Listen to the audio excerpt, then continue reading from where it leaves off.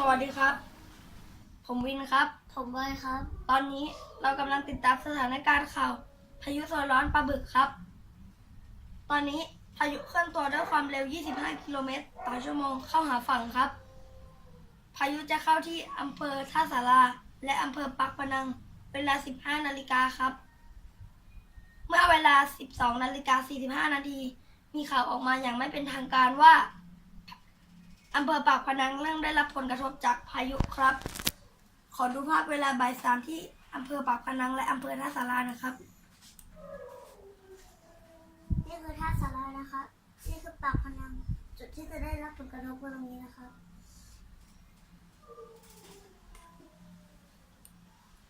จังหวัดที่จะได้รับผลกระทบจากฝนตกหนักคือตั้งแต่จังหวัด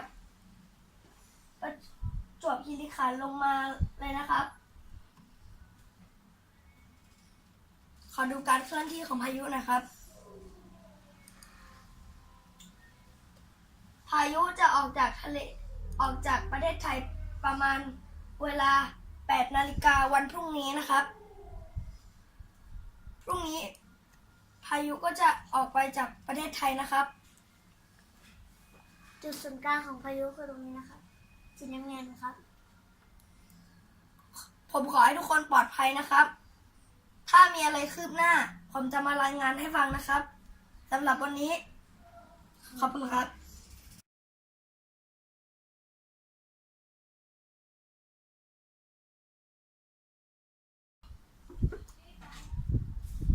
ตรงนี้คือท่า